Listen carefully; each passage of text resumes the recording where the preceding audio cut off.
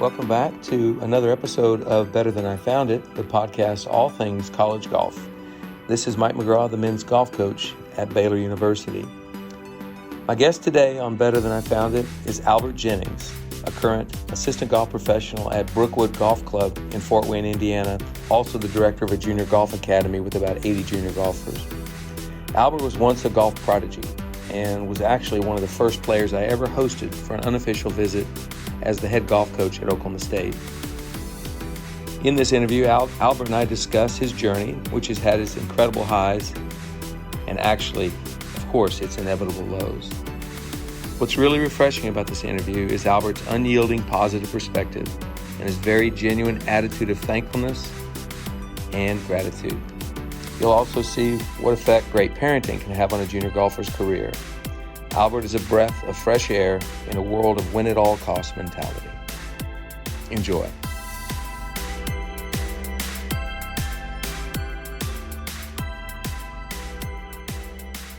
Okay, Better Than I Found It listeners, got a really special guest today, actually a good friend of mine and an acquaintance of mine since his junior golf days from Fort Wayne, Indiana, Albert Jennings. Albert, welcome to the podcast today. Coach, thanks so much for having me. I'm super happy to do it. Absolutely. Well, I have a memory of before we get too deep into this, your title today is Assistant Golf Professional at Brookwood Country Club in Fort Wayne, Indiana. You wear a lot of hats, I know, and you teach a lot of golf. You teach a bunch of people how to play the game, and you are promoting the game in a big way. But when I met you, you were just a very young, I don't know how old you were, but you were very old kid who took an unofficial visit to Oklahoma State University. And let's talk about that as we get into it, and we'll just take it through where your career has gone. That what year was that? 2006 That would or have been 7? 2006 because Jonathan Moore had just won the national championship individually, and I believe you all won that we year did also. And I believe it was that summer because I would have been finishing 8th grade and going into 9th grade. Well, of course, the rules have changed. An 8th grader can't come on campus with the coaches anymore. It has to be August 1 of your junior year. But in those days, they could come as early as they wanted to onto campus and as many times as they wanted. So it was like, wow. I mean, this kid from Indiana, I didn't know much about you, but you had called me or emailed me or whatever and arranged the official visit, which was great. I remember the day quite well. What are your memories of it? So the convoluted way of kind of how we got there was that my dad had put together, this ages me, he had put together a DVD of my highlights, and he sent it to a bunch of the major club manufacturers. And Alan Bratton was at Ping at the time before he joined you, and he brought me out to Ping. And, we started that relationship, which I'm just still super grateful for to this day. But then soon after that, he left to go to Oklahoma State. And then that was how we got connected. And I had some success kind of from age 11 to 14 in that range. And I had won the Little People's National Championship then in 06, I believe also. And then came and saw you guys. And so I remember being super excited, as an 8th grader to go across the country to the best program in the country with, the best player in the country, at least, from the national championship. And so we got there, and the rules were that you couldn't watch me hit. You couldn't watch me do anything golf-wise. So you guys were on the way out to take my parents on the campus, and Jonathan Moore and I were on the first tee, and you guys turned around. We both hit our shots, and you said, "Hey, good luck. We'll see you later." And that's something I'll never forget, and how, special I felt, and, how I felt probably even a little competitive with Jonathan. So I'm like, all right, I gotta show I can play a little bit, Did you beat Jonathan that day, or do you remember? I don't think so. To my memory, I thought I shot 75 and wasn't even close. But it's been a long time.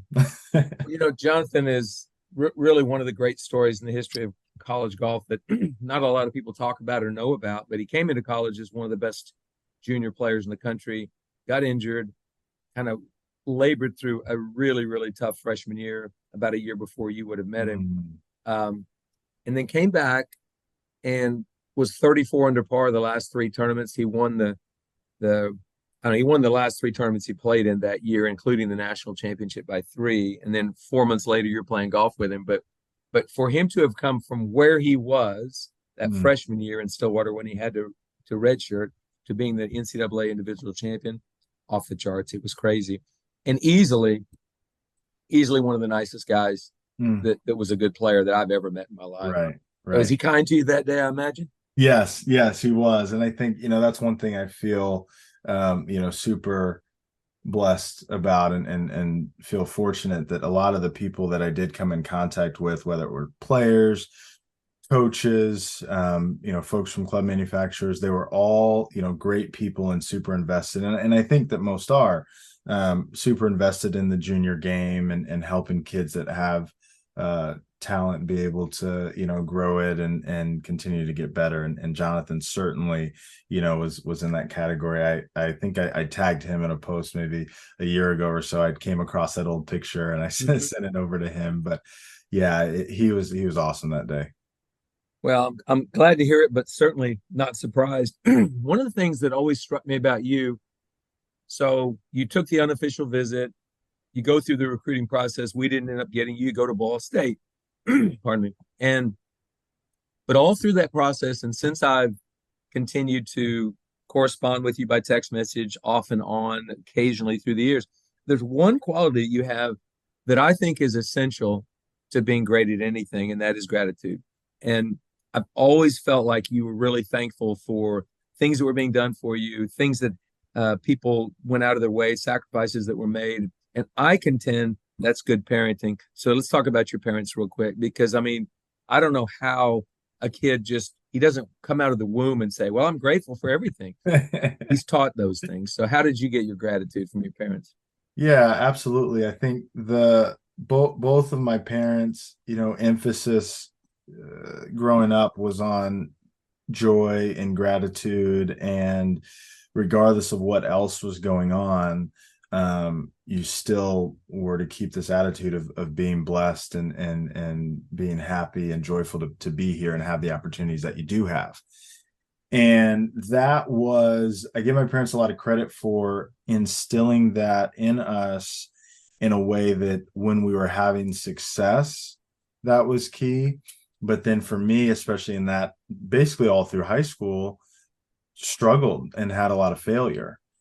And, if the attitude is, woe is me, or, I can't believe this, or it's because of something somebody else did to put me in this position, then it's a really quick way to be miserable. So, I remember even as I struggled to have a lot of gratitude for how well I had done, the position that I'm in, still having every day an opportunity to go out and keep trying.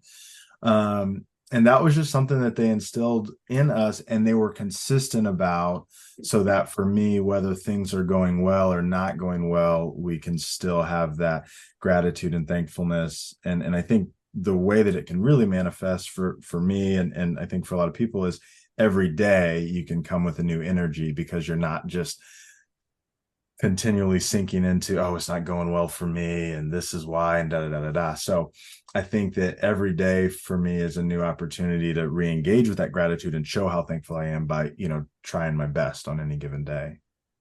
Well said. And it's kind of corny, but it's something I've said through the years with my golf team is I wake up 4 under par every day. Yeah. So now I don't finish 4 under par every day, Right, trust me, right. but some days are tough. But if you wake up the feeling like you're already under par, like I've Yeah. got a great life, this is wonderful. Most of that comes from my faith, that is very important to me. That it's like, I know that I'm tested at times and whatever, but gratitude is one of the greatest qualities and one of the most attractive qualities on human beings, period. And you notice it, and you know it when you see it. That's why I've always known it about you. We really don't know each other that well. We met each other in that unofficial visit, a little bit Mhm. more during recruiting, and then and just connecting through the years. But it's easy to see you're very thankful for all that's been done for you. I guarantee your players feel that. Well, I appreciate that, and I hope that they do. I think it reminds me of something that I've said to players before, and it may have been in the book Zen Golf. It might have been in Every Shot Counts, but is this idea for a player that wherever the ball goes, that's where it was meant to go, and it couldn't have gone anywhere else. And the sooner that you embrace that while you're playing, especially in competition, the better off you're going to be. So I think for me, and with how well I did up till about age 14, that put me in a position to meet you. But then how much that I struggled from 14 to 18. That was how it went, and that's just about the only way it could have gone. And I have to have a lot of gratitude about that right now, because I'm still tempted. Justin Thomas, who's from Kentucky, that's somebody who I played with a bunch. Adam Shank, we competed with each other all the time and every summer. And I root for those guys on tour so hard. But there are definitely times where I feel like, man, like I was on that trajectory at a time. Mm-hmm. But how it happened for me and where my ball went, that was the only place it could have gone. So I'm going to go find it. And ironically, when I was struggling, it was mainly off the tee, and I got really good at getting out of certain positions and making the most of it. And I still get really excited when I get to work on those types of shot with players, because it's like, hey, this is what it's about. It's not always going to go the way that you intended on the first tee or on any tee box, but there's still time to work it out, and it just takes one good shot. So I feel like with my career and my relationship with golf, even though it took a turn, people ask me all the time if I still play, if I still compete, and I really don't very much, because I'm all in on this, and that's where my passion is, especially when it comes to juniors and playing competitively, is being by their side. And so I'm super, I'm super grateful that it went how it did, because that's the only way it could have gone. Boy, what a good perspective that is. And honestly, you have an academy. You're not only an assistant golf professional where you work in the shop, but you also have an academy where you work with probably around 80 junior golfers, probably 40 of them tournament players. So you have to be able to impart your experience and interweave it throughout their, I would think, their journeys. So how do you use your experience to make you a better coach? Because you are a coach for those players. I think when I first started, I shied away from using my experience. I think a part of that was because I hadn't fully kind of worked through how I felt about it. And then partly because I think I wanted the kids to kind of have their own experience and me not influence too much. I mean, maybe that's a weird thing for a coach to say, but I try not to influence or push them in too much of a direction, especially dealing with, teenagers. So, if they would ask, I would talk lightly about my experience. And with the kids specifically, it's mainly about trying to honestly communicate what it takes to meet whatever their goal is. I think, anytime I heard a really good definition of burnout, where it's not always just I'm working really hard and I got tired. It's usually some miscommunication or misalignment between the goals and the time and investment that's being put into it. And in the junior golf case, that's the kid, that's the family, including the siblings, that's the parents. And Mm-hmm. so when that's misaligned a little bit, it's easy to get into kind of a bad place where somebody's upset or stressed or more anxious than they should be about this game. So I like to try to honestly communicate, like, hey, here's what it takes. Here are the sacrifices that I made, that our family decided to make, to be able to have the opportunity to play at a higher level. And that's from as small as missing the kickball tournament, the championship in fifth grade, and missing a dance, or not being able to go to the lake with friends or whatever that is. Because I think that if the family has that information and the junior has that information, they can then make that decision. But if they don't, then sometimes you get to junior, senior year, and it's like, wait, I thought I was on a good track. So I try to honestly communicate that. And then lately, and in the last couple of years, I've been able to lean into talking more with the parents. I think also when I first started, I didn't want to talk to parents at all. I'm just like, you guys just leave us alone. I'm connected with the kid. We're good. And, as I got older, I had to get over that. I had to get better at communicating with parents and try to help them navigate this, because their role, their job is really, really difficult. Kyle Morris, who's a great instructor in Columbus, Ohio, he said to me when I first was getting started that whether you like it or not, they're an assistant coach. Mm-hmm. And so them having good information and them knowing how to communicate with the kids, that's really important because, one thing that I recognize is that my dad, he was doing his absolute best. And like I said, he burning a DVD to send to the manufacturers, right? And he's going above and beyond driving and getting people to take me places. So these parents, and I tell them all the time, I always recognize that they're doing their best. It doesn't mean, just like they're junior golfer, it doesn't mean that we can't improve and look for spots where, hey, you don't have to say that right now. You can ask this question, you can do this. And there were things that I can remember being 14 that I took from my dad as being a negative thing, but it really wasn't. One example that I think of often is that I would be on a tee box, and as I'm stepping into the ball, I would see dad usually take 1 or 2 steps left or right. And I would think as a kid that that's because I was aimed wrong. Now, years later, as a coach trying to get in some of those same positions, Yeah. I realized that he was probably just not on the line he wanted to be able to see it well. Mm-hmm. Or he wanted to see where I was aimed so he could help and give me input later. But as a teenager with a teenage brain, I'm thinking, oh my gosh, he's checking my aim, and now I'm probably off, and now I'm overthinking it, right? And pushing blame over onto him. And so while I was valid in those feelings and he was valid in what he was doing, it was just a communication thing where I can say to parents now, hey, where you stand may feel small to you, but it's really important to the kid. And getting a routine and a flow to where when they play well, what are you doing? When they're not playing well, what are you doing? Because That's what I was going to ask you, yeah, because you were really successful 11 to 14 with some yeah. great parents, and you weren't as successful from 14 to 18 going into college. It kind of gave you a different path in college, but to college. But my point is give parents some advice. I know nobody asking for it, but give them some advice as to how they could look the same in the 11 through 14 when you were a superstar, in the 14 for 18 when you were struggling. What are some things parents could do to make sure their kids feel validated regardless of the result? Yeah. And I think it was Boyd Summerhays on your podcast that talked about not showing visible frustration. And that's such a simple thing. And I love listening to great instructors like that because, there are a lot of things that they say that are profound, but then there are also things that are just really simple. Mm-hmm.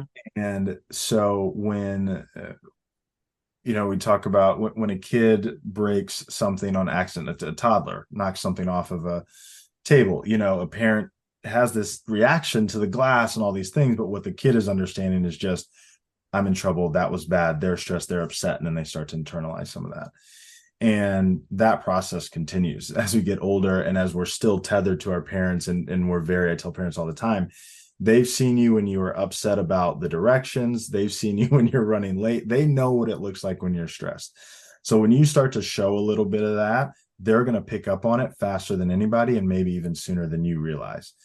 So, I'm a big proponent of monitoring how far away you are from the kid, just literally the amount of yards. Some parents will get further away when the kid starts playing poorly, and sometimes the kid's asking for that. Yeah. Oh, yeah. But in an ideal situation, everything is just the same. The same thing we ask kids to do and say, hey, I should know if you're 3 over or 3 under. It's like, okay, well, parents, I should know if they're 3 over or 3 under from the way that you are. There's a great clip of Larry Bird when Reggie Miller hit that 3-pointer. There was still a little bit of time left for Michael Jordan to maybe do something. Reggie Miller's jumping up and down in circles, and the camera goes to Larry Bird, and he's just chewing his gum. And if you saw his face, you would think he was at the DMV. Mm-hmm. And I think about that image a lot because I'm just trying to, whatever I'm feeling inside, because I'm feeling a lot, and I love these kids so much, and I get nervous with them, and I feel bad. But if my body language shows it, then they're gonna feel it too. So I hold myself to a standard that I ask the parents to try to do also, which is however you show up that day, keep it consistent because you're not perfect. There are gonna be days where you're upset about something else. It could be work related, it could be family. But can you show up for them well that day? And if you can't, I think it's also okay to not go and just have that conversation and say, hey, you go play and do your thing and enjoy. And if you need me there, then that's a different conversation in and of itself. So I think more communication between the parent and the child about what the child wants to see from them out there, and then do your best on that. And on days that you can't, you can honestly have conversations with your kid about why you can't or what you're going to do instead, or that, hey, I'll see you later and we'll have dinner, whether you shoot 75 or 95. I have one parent that I've coached his kid before, and he's pretty high energy. He looks stressed sometimes, and people misread him. His son doesn't. His son knows that's just my dad. That's the way he is every day. But I tested this in once he got on campus. It was his fall of his freshman year, and we were playing a tournament. And unfortunately, he signed an incorrect scorecard and was disqualified. So we were in the scoring tent, and he was dealing with the emotion of having just cost the team some shots, himself a finish, all of that. And so I walk out of the scoring tent, and his dad came over to me and said, "Is something wrong?" I said, "Yeah, he did. He signed an incorrect scorecard, so he's disqualified." And he looked at me, and I thought he was going to get really upset. And he goes, "Well, I'm glad that happened now. I bet he's going to learn a great lesson from this." And he said, "He'll be fine." And he walked off and went to the airport. To me, that moment, that parent told me, okay, his result that the kid has is not going to affect how he handles it. Now, he wants the result to be good. He does hold his son accountable. But the fact is, he signed an incorrect scorecard. Oh, good. We have a learning opportunity here today. So that's hard to do. And I don't see it happen from that many parents. Yeah, absolutely. There was that, I think that when it comes to our reactions and, him saying, okay, good, that's great. Like, I think it's important to realize that these kids have their whole lives ahead of them. And a big part of sport is to help teach them lessons. And they're going to make mistakes, and it's better that they make them in the midst of a game, something that's not going to cost them, money or put a dent in their livelihood or anything like that. It's a game, and they're still learning how to be adults and be young men and young women. So I think it's important, and telling parents often, and I'm reminding myself often, to remember that they're, teenagers, in this case, college player, but they're still young and they have their lives ahead of them. And it's our job to help whatever's happening in their life, kind of help them comprehend it and understand what to do with it as time moves on, and how they can learn and grow from it. Really good. That is such good advice for parents. That what you just said over the last 10 minutes, I'm gonna capture this one. This is good. I love that. Because honestly, that's not just junior golf parents. It's also parents of collegiate players who I'm coaching. And so, and I love that what you just said, but I also have some other questions about you, because in that same process, a kid gets to college, he's away from home for the first time, and you remember what it felt like. He's going to make some mistakes. And that's when he finds out like what the preparation is that his parents had for him. What's your advice? What would you have loved to have known? One thing, if you had known it, your transition to college would have been better for you personally. I think I would have liked to know, and maybe a little bit before I went to college, but I would have liked to know that you're not as good as you think, and that's okay. And start from there, because my process in, from 11 to 14, I was winning 80-90% of the time. And then through that stretch, I got to believe, the ego got big. Like, there's no way around saying that the ego was just big. And I even get protective now of students that are doing well when it comes to, newspaper or news story, or because those were things that were just, especially for me, being, a young Black golfer, I played my first tournament in 1997 when Tiger won the Masters. And so those comparisons, most of the news articles or stories, I'm in a red mock turtleneck, and that's kind of a part of the story. So I think there was a lot there for me that inflated my ego in a way that wasn't super healthy. One rule that I like to use now for all players, whether they're doing really well or struggling, is I'd like their average finish to be just above halfway through the field, kind of in that middle third. And on average, I'd love for them to have some wins, but if they're winning all the time, or if you're at the bottom of the field all the time, that's not a healthy set of data for you as you're kind of trying to figure out how good you are or not. And so I think for me, when I started to struggle, it was so jarring because I thought I was just so good and would continue to be really good forever, which is not the case. And I think what makes a good 8-year-old, what makes a good 14-year-old, what makes a good 20-year-old are all different things. And so understanding that to be good at the next level might take something slightly different in terms of how you go about it and what you focus on. And I think we have way more information now to help guide juniors on that, where I tell kids all the time, sometimes I get questions about, well, what would you go back and do differently or whatever? And at the time, we were really focused on the mental aspect of it. And we just felt like there was a mental block there. And a lot of families and juniors still find themselves asking that question when they're not getting the results that they want. I tend to go the other way and say, if Nelly Corda's nervous when she tees it up, if Rory's nervous when he tees it up, we're not going to make your child not be nervous and not quite play as well as they can every time they compete. But if their skills are really high and we really focus on developing the right skill set for the challenge, then even if they're nervous, they're still going to have good outcomes. And so for me, I would have wanted to hit it farther because I started hitting it short and crooked because I'm trying to get it. And now I know that that's enough to sync results. If I have a player that's hitting it short and crooked, I'm going to say, hey, we got to fix one of these. And if the crooked's not going away, we need to hit it a bit farther right now. So I think I would have liked to know that, like, maybe around age 16, like, hey, you are good. You've done a good job up until this point. We need to take a fresh look at your game, where the holes are, what the potential issues could be. The national team in Sweden, they will remove skiers out of their age group if they've peaked. If they've won a bunch of tournaments in their age group, they take them out of competition, and then they help them train for that next level. And so I think that one of the things that I try to look for with kids as it relates to my experience is, how are they doing right now? And are they ready for the next challenge? When the boys go from, 5,800 to 6,400, the scores are going to go up if we're not ready for the distance, if we're not ready to hit more 6 and 5 irons and things like that. So I think I would have liked to know, hey, the challenge will get harder. You're going to have to evolve with it.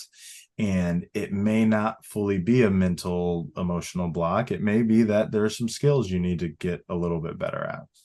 Well, I think that's part of the deal. You still have to have humility as you go up in this journey. The humility says, I'm not as good as I need to be, so that's gonna make me work harder, change or look at things in a different point of view. Great advice. I wish I'd have known that too, although I didn't have the inflated ego that you had.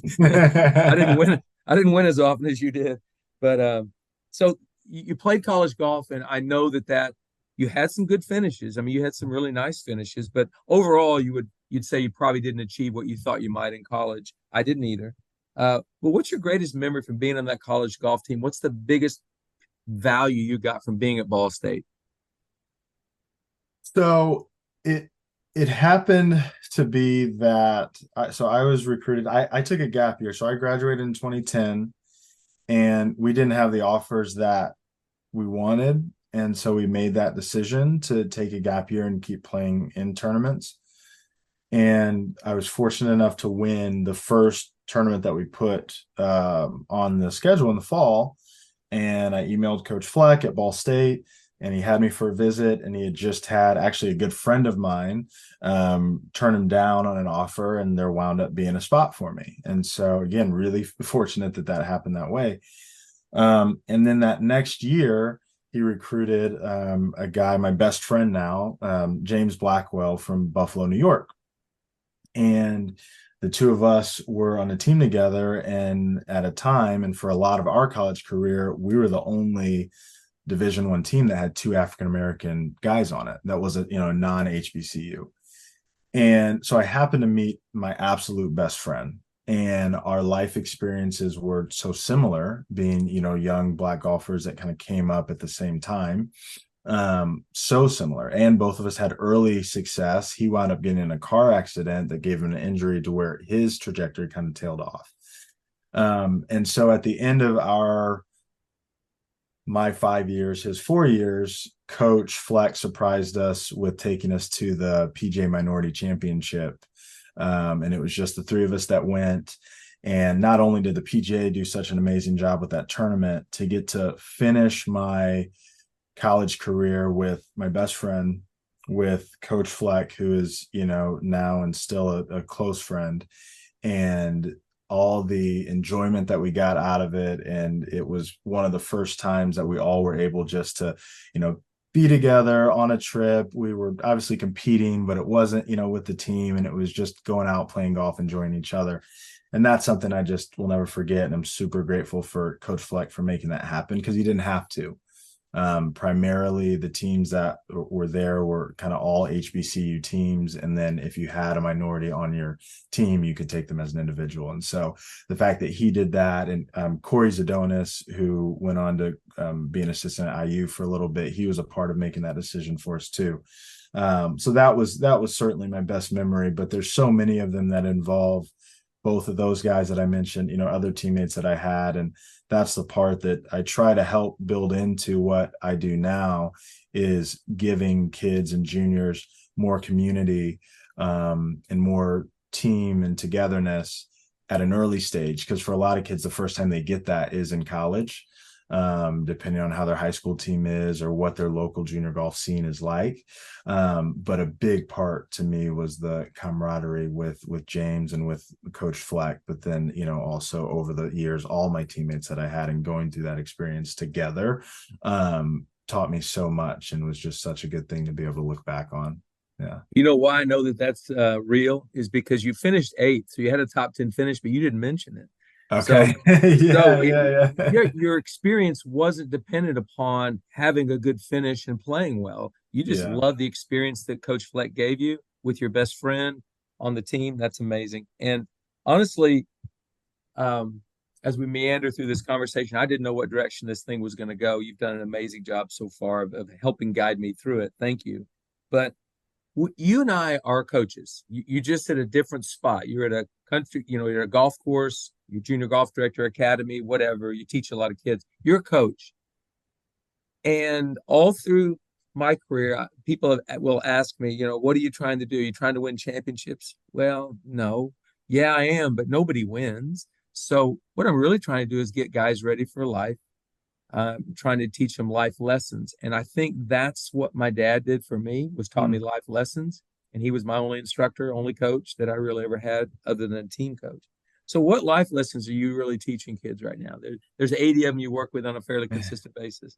What are you truly teaching them, Albert? So, to your point, the golf, the activity is the vessel. It puts them in a position where they've got to work for something. They have to, produce some consistency in their work ethic. And so I think there's a lot of things that are baked in because, to your point about championships, it's like they're nice and we want them, but at the same time, that's not going to be for everybody. And so it can't be the full measuring stick. So regardless of the player, I do like to set a goal that's just a little bit of a reach. It's just outside of what you think you might be able to do. One of the things I'm really passionate about is being alongside a young person as they achieve something that they maybe didn't know was possible. And even if that's just a little bit outside of, and for some kids, that's playing in a tournament.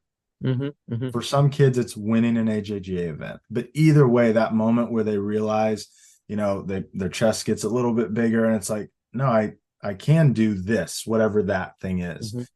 So I think that in a way, by saying, okay, improvement is important to us, you're putting them in a position where they're learning to strive and fail and deal with that failure. So, I think as time has gone on, I've been really focused with how they deal with performance in general, because whether or not they're a high performer in golf, they're going to feel performance anxiety or pressure to perform in other areas of their life as they grow, whether it be in college for a big project, whether it be with a partner down the road, in business. There's going to be a time where you have to perform. You've got to kind of put it on the line and give it your best.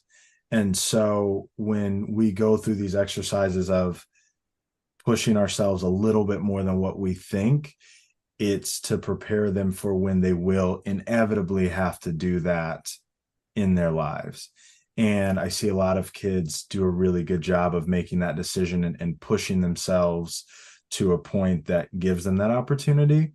And then on the flip side of that, and the relationship between these two things are important, is understanding how to rest and be a kid, because I think that both of those things are possible, to where you can say, okay, I'm going to organize my life to go after this thing and this activity, but I'm also going to be able to set it down and go be a kid, go have rest, get 8+ hours of sleep, and organize their life to where they can be able to perform at this thing that they, maybe really care about. So I find myself lately really thinking about the whole picture. How do you organize? Because I have to work on work-life balance myself. And I have to do a better job of showing them what that looks like when you set it Totally. down and when you're not thinking about it. So I think that as I work on that for me, it's important for me to try to help the kids understand too, like, hey, here's how because different generations have different ideas about work and about how much time you're spending on certain things. And I want to be respectful of what these kids value. Some really good advice that I read once was to just be a reporter, be a journalist when you're talking to younger people, especially when they're in a totally different generation than you. When I first started teaching, I was teaching kids that were pretty close to my age.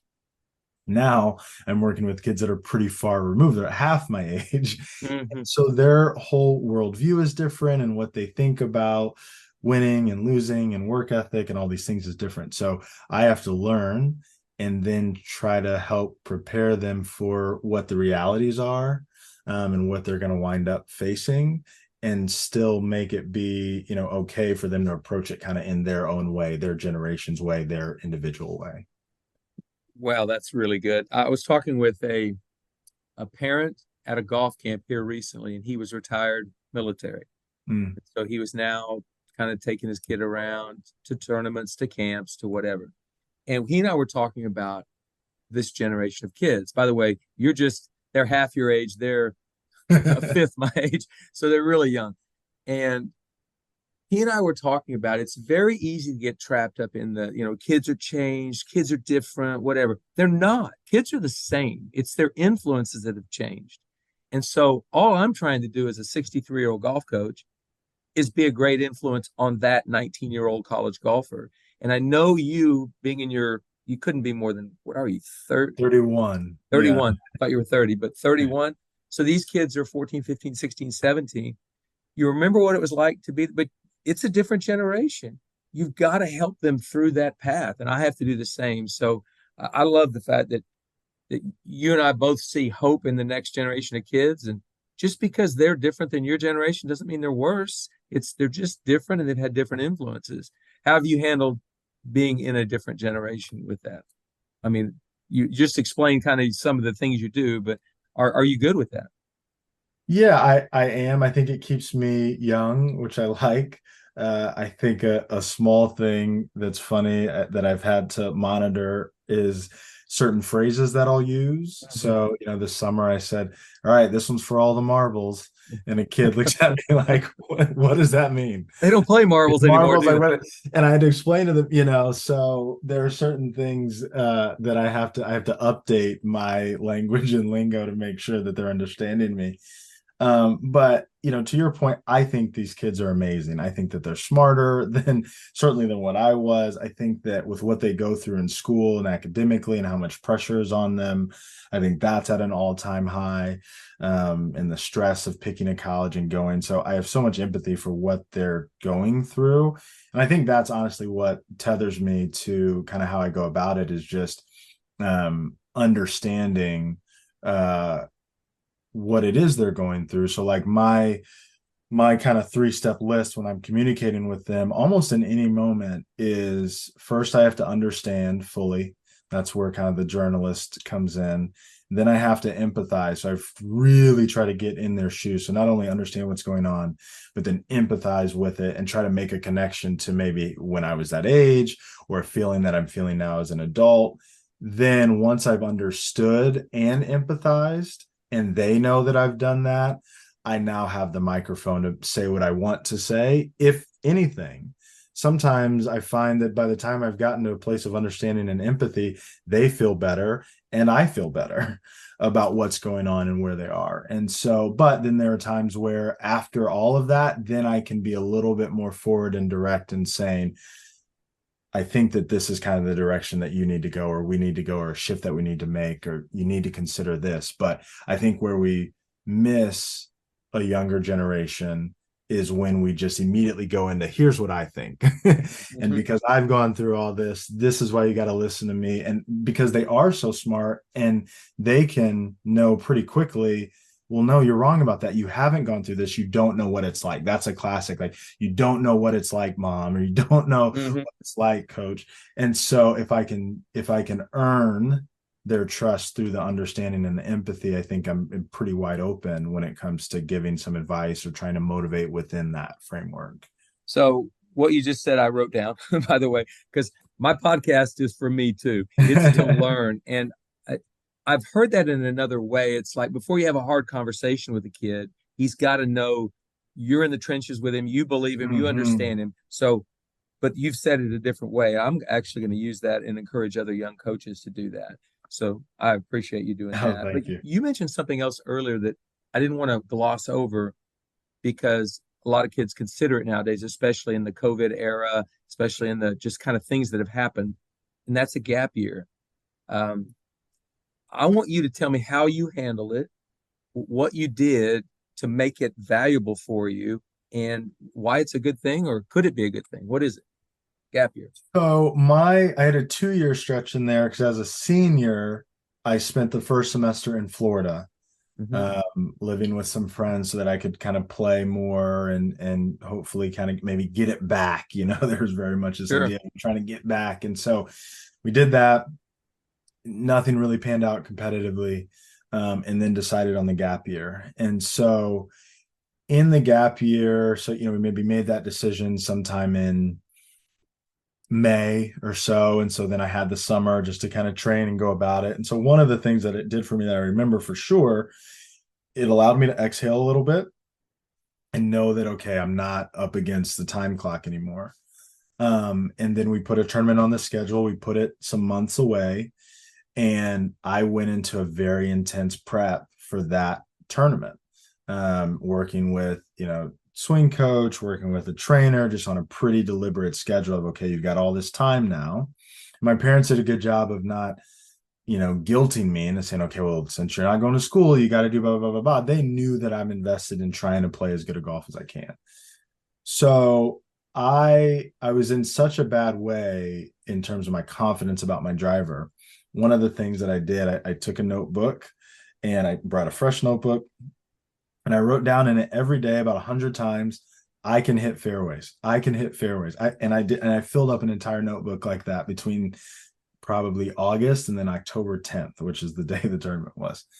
And I went out there and I felt, okay, like, you've been working for this, you've been, giving yourself affirmations, you can do this. And I wound up, winning in a playoff Really? and had the offer then, a month later. So my gap year went just about as good as it could have gone, because I won that first one and then was able to just start getting ready for Ball State and wrapping my head around that. But I think that the broader conversation now, as it relates to college, is that college isn't for everybody. Depending on the age that you are and how you've matured and how you've developed, you may still be behind as a 16, 17-year-old. And I think one good thing about some of the rules changes is to try to get recruiting at a period where everybody's similarly developed. But still, there's no way to kind of make up that gap sometimes if you're a late bloomer, late developer, or whatever. So I would encourage all families to be a little bit more open about, one, obviously where they go and the education that they get, because there's a lot of ways to get a good education and be set up well for your life. But then two, if you need a little more time to find out if this is really for them or not, and a gap year makes sense, or even a semester, I think that that's okay to explore, because there's plenty of time to decide, okay, I'm just going to go to school. You're delaying going in the workforce by a year. And I prefer that if we're more sure about kind of the direction. But if you go play and you're not really sure that it's what you want, and then you're getting up at 6 a.m, and if you're late, you got to do this, and you're playing after that, and you got study tables, and you're like, I'm miserable, but feel like you can't get out of it because you've dedicated so much of your time, and your parents have, that's a fast way to have a 4-year experience that's not enriching. And to me, that's heartbreaking, because it has the potential to be incredibly life-changing and enriching. But if it's not for you, you shouldn't be there. Mm-hmm. And so I think taking the time to have lots of conversations junior year, senior year, if you take a gap year, and figure out, is this the right life decision for me? Should I sign this 4-year contract, so to speak, to do this? And for some people it's no, and should be no. And then for some people it's a definite yes. But I think having those conversations gets you closer. Oh, really, really good. And I actually have a young man who's going to be taking a gap year, and I'm glad you said that. I'm going to have him listen to this podcast, especially this portion of it, just so he understands, the value of it and what he should be doing during that year. So before we kind of wind this down, I want to say this. I was very similar to you. I was an assistant golf pro. I was a high school coach, but I was also a junior golf director. So I gave tons and tons of lessons. I don't know how you manage it, because I remember being 23 or 4 and working at Kickingbird Golf Course in Edmond, Oklahoma. And I was given 40 lessons a week, and I was working in the golf shop 60 hours, and I was whatever. And I've got something I've never said publicly, but when we were hosting the Oklahoma Open, 1983, Gil Morgan, Bob Tway, Doug Toole, Mark Hayes, a bunch of tour players were playing. It was a big event. And I was an assistant pro, and I was pulling out carts onto the line so that people that were going to tee off, get their cart before they headed to the tee. And I pull out a cart, and all I hear is Mike McGraw, or 10-minute call to the first tee, McGraw, somebody, what? And I thought, wait a second, I don't have my golf shoes on. I'm pulling out golf carts. Do you ever find yourself like coming and going, like, what am I doing? There's so much going on. By the way, I did make the cut that week, but Nice. but I wasn't prepared.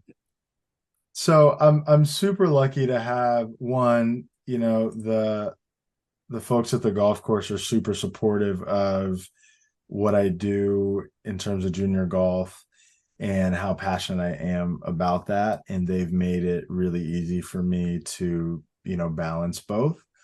As the years have gone on, I've really made it a point to try to go to tournaments and caddy and be there and see it all. As the numbers have gone up, and, if I have 10 kids competing in an event spaced out on all these tee times, I'm maybe only seeing one hole from each person with walk time. Yeah. But as time has gone on, I've tried to embrace that. That's just how junior golf is. And, these kids, and as they grow and as the families learn how to navigate this, it's a moving target. And as the head coach, with parents operating as assistant coaches, trainers, mental coaches operating as assistant coaches, I have to be the most flexible to keep everything together and keep it moving the right direction. And I think that that's a part of it that I enjoy. And then have learned to find some peace and reprieve with some of the other stuff, like bringing the carts up at 6 a.m. At the course. Those are times where I can, think and prepare for the day. Because I think maybe a few years ago, it was just go, go, go, go, go, and it was all packed in, and I wasn't doing a good job of rest. And so I think that as time has gone on, I've understood, okay, like, the thing that you're up, because I don't stay up late at night. Our head pro probably stays up late at night thinking about the schedule and the next outing, but I don't have to stay up thinking about any of that. So I'm thinking about, can this player hit this chip shot, and how's the club face looking for this player? And so getting away from that and doing other things that still kind of move us in the right direction, those are really helpful for me now. So I've tried to just compartmentalize, know that I'm always going to be, and I've just embraced that about myself. I'm always going to really care about how the kids are doing and what we can maybe do a little bit better. But when I check out from that and I'm doing stuff at the course, or, I'm talking to the ladies before they go off in their league, like those are times for me to just be present there, enjoy that part of the ecosystem that is, being a golf professional, and that be an enriching part of it too. So I started this podcast out with, I love your gratitude that you have. I think it's great. And a lot of coaches, assistant coaches, head coaches at all levels of college golf listen to this podcast. So I'm sorry, and I know you love what you're doing, but you're going to get some calls. We're going to want you to coach college golf. You would be an amazing college golf coach. You really would be, because you've got the combination of having been a good player. You just got this amazing perspective on life, which I really love, and the way you approach how you train somebody and the perspective you have with their result and the relationship you have with the game. All very good stuff. So I'm sorry, but you're probably going to be getting some calls going forward. I appreciate that. Yeah. Well, listen, I just want you to know this has been an incredible hour for me. Most people would say, well, tell me where did you come up with this? I didn't. It was like, we've been connecting for so long, and but it was great for me, if nothing else, selfishly, to get caught up with you. Like I remember that little 14-year-old kid that was on that visit, and I was way too young to be on a visit and all of that. But I really, really do appreciate that. And I thank you a lot for coming on the podcast today. Yeah, I appreciate you. And I wanted to tell you this one thing, that I was with a player that I've spent a lot of time with. Her name's Sabrina. She actually just transferred to Ball State and is going to play there. And we were talking, and she's a golf nerd, and she'll make a list in her phone of just like questions to ask me next time we talk. And she asked me a question about your podcast. And she's like, "Oh, do you ever listen to that?" And I was like, "Yeah, Coach McGraw was like the first coach that ever recruited me. I went on a visit with." And I said, I've thought a few times about reaching out and asking about, being on, and maybe we could have a conversation. I just, haven't. And he's got a lot of people and da, da, da, da. And she's like, "Well, you should just ask."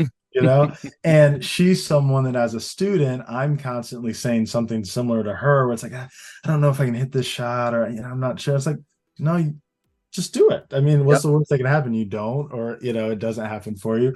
So I thought that was a cool moment, that I had a student giving me advice, and just like, why don't you just ask him? Well, it's been absolutely my pleasure, and best of luck to Sabrina, by the way. I'm glad she's a loyal listener. This podcast has a small listenership relative to podcasts in the world, right? But it's very loyal to people and so that's why I want to bring quality people on like you. And honestly, I'm not saying that tongue in cheek. You would be an incredible college golf coach. Trust me, you'd be amazing. So thank you very much, Albert, for spending the hour with me. And tell your parents I said, hey, if you would. I will. And we'll see you on down the road, I'm sure. All right, good deal. Thanks, Coach.